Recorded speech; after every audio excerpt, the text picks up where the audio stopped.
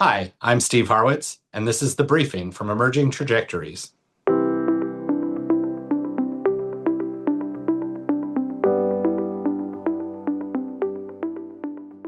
For people who don't know me, how do I describe what I do? The easiest answer to that question is I'm the credit manager for all things fuel at Delta Airlines. But it goes far beyond that. I'm also the credit manager for all things fuel at the Monroe refinery, which we bought in 2012. That includes all the crude and feedstocks going into the refinery, and then all the products going out, as well as the rack business that we have, which currently is about 200 customers.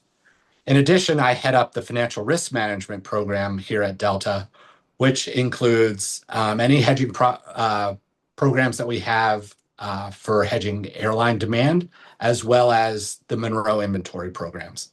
In addition to that, um, my group heads up the interest rate swap programs and FX swap programs. Recently, I also added MRO credit and cargo credit kind of to the portfolio that our group handles. When you watch how airlines respond to global shifts, routes, fuel, behavior, what's the story about where the world's headed?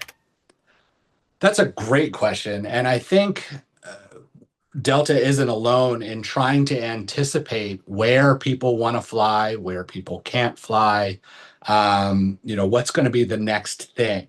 I think maybe a decade ago it was Iceland, and then Game of Thrones came out, and it became the Balkans and Iceland still, and Northern Ireland, and different places to see Northern Lights. And I really think, as I thought about this question, kind of what happened during COVID, where people use technology to view parts of the world that they may not have known.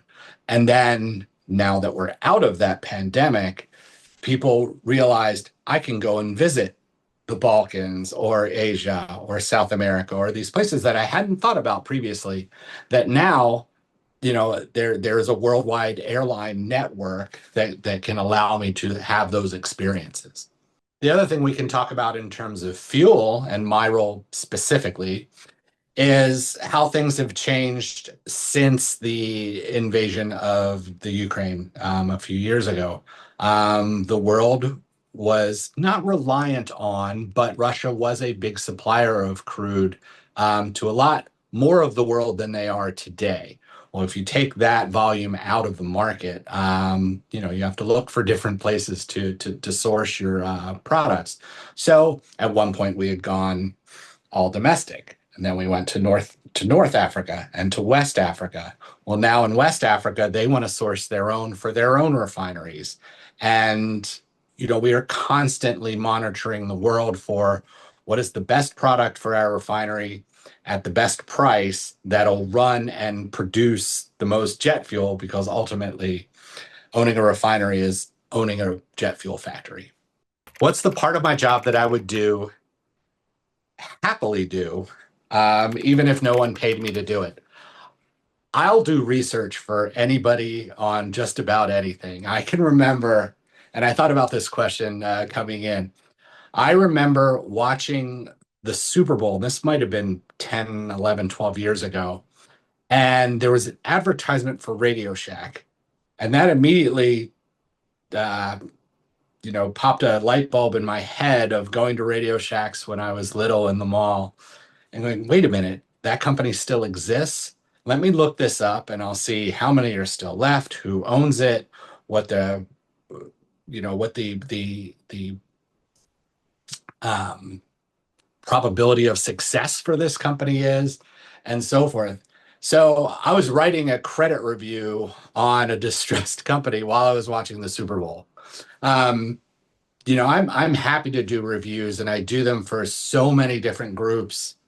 Here at Delta, not just fuel, but when somebody needs a look at, a company and to understand who they are, what the ownership structure is, um, where they do business, those sort of things. I'm happy to do it. So, yeah, I would happily do research for free. What's one part of your workflow that no one sees but is essential to what you do? I am meticulous in terms of how I store files and my naming conventions for files, tabs, named ranges. I want somebody to be able to pick up my models and use them for something else, to change them, to, do whatever they need to do. And I want it to be as easy as possible. I think maybe the mania behind the scenes, um, has to have a base, and the base starts with good data and kind of good data controls. So, what are three essential habits that enable me to excel at my job? I think the biggest one is having a wide range of focus. That just means that you're not hyper focused on one thing, but you're highly focused on a lot of things. Um, I may be working with Treasury on one thing and back office on something else and the traders on something else, but I'm still reliant on information that I get from legal and from the C-suite and from financial reporting. So you have to be able to, not just be a chameleon, right? And be a different, play a different role for different groups, but you also have to be a master at all those different groups. Another thing is resiliency.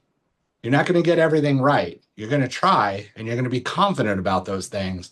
But if something should go wrong, you need to be able to kind of brush yourself off and get right back up and do it again. Um, don't be afraid of failure, because failure just means that you're going to get another shot to get it right.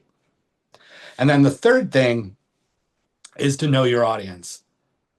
In my role, because I send so much information to so many different groups, I have to think about what those groups really need at all times. Someone in the C-suite, say my CEO or my CFO, is going to use data differently than the traders that I work with.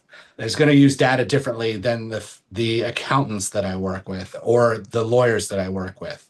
So understanding what those different groups need, as disparate as they may be, and how to focus the deliverables to who you're giving them to, I think is really important.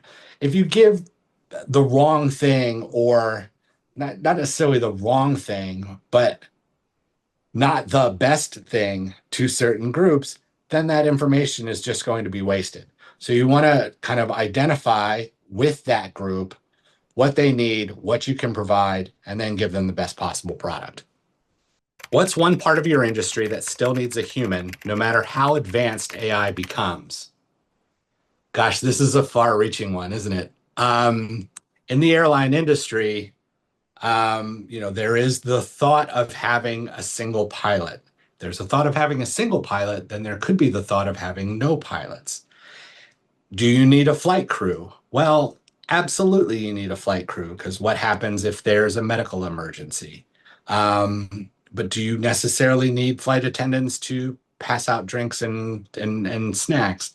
I don't know. Maybe those you could pick up on your way onto the plane, but you still need that person, in case of an emergency. So I would say that flight crews are still going to be there even after AI kind of consumes more roles in our business.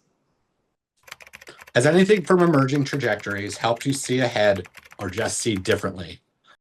I think the biggest thing working with Emerging Trajectories was to be able to get a different viewpoint on some news items that really affect our company.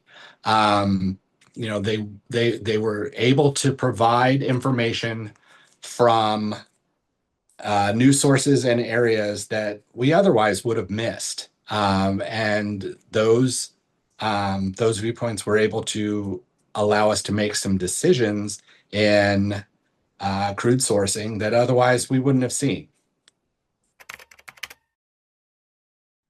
Thanks for joining me for the briefing by Emerging Trajectories.